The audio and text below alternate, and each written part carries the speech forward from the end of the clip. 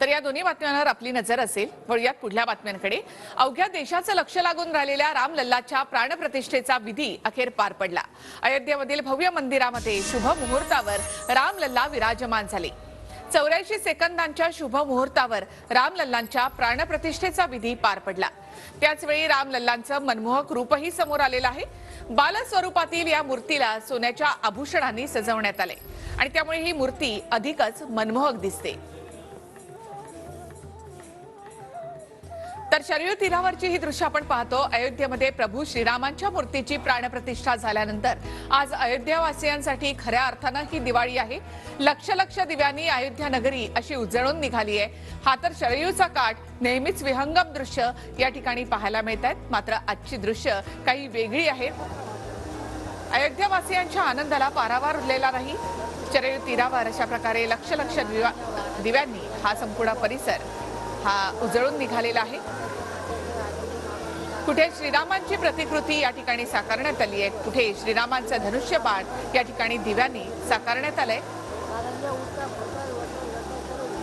शरयूचा घाट आज काही अनोखा भासतोय।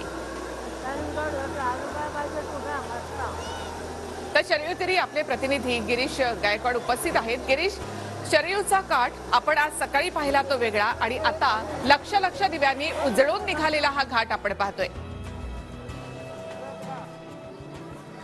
नक्कीच रामपर्व आलंय आणि रामपर्वामध्ये दिवाळी साजरी होते। ही सगळी दृश्य आपण पाहतोय। या ठिकाणी लक्ष लक्ष दिव्यांनी रामकी पौडीचा परिसर उजळून निघालेला आहे आणि त्यासोबतच रामकी पौडीच्या परिसरामध्ये कारंजे सुद्धा सोडण्यात आलेत। त्याला विविध रंगाच्या लाईट सुद्धा देण्यात आलेल्या आहेत। त्यामुळे इथली जी सुंदरता आहे ती डोळ्याने पाहून मंत्रमुग्ध होतात। इथले सगळे जे भक्त या ठिकाणी अयोध्यामध्ये पोहोचलेले आहे हा सोहळा पाहण्यासाठी त्यांचं भाग्य आहे की ते या ठिकाणी पोहोचलेले आहेत। आणि ही सगळी दृश्य जर पाहिली तर आपल्या लक्षात येतं की किती सुंदर असा हा रामकी पौडीचा संपूर्ण परिसर झाला। आपल्या लेकरा बाळांसहित कुटुंबासहित आणि मित्रमंडळींसहित हे लोक या ठिकाणी पोहोचलेले आहेत। एकीकडे भक्ती आहे, एकीकडे अध्यात्म आहे आणि एकीकडे आधुनिकताचा संगम आहे। त्यामुळे या सगळ्यांचा मिलाप, या सगळ्यांचा संगम जो आहे तो अनुभवताना, सेल्फी काढताना, फोटो काढताना आपल्याला भक्तगण या ठिकाणी पाहायला मिळतात। मंत्रमुग्ध झालेले आहेत। मोदींनी जे जे भाषणात मुद्दे मांडलेले आहेत त्याचा देखील परिणाम येत्या लोकसभेमध्ये आपल्याला स्पष्टपणे पाहायला मिळणार आहे। पण आज जो आहे तो रामपर्वाला खऱ्या अर्थानं सुरुवात झालेली आहे। ही सगळी दृश्य आपण या ठिकाणची पाहतोय। निखिला, हे दिवे बघा, असंख्य दिवे आहेत, हजारो दिवे आहेत आणि आज सकाळपासूनच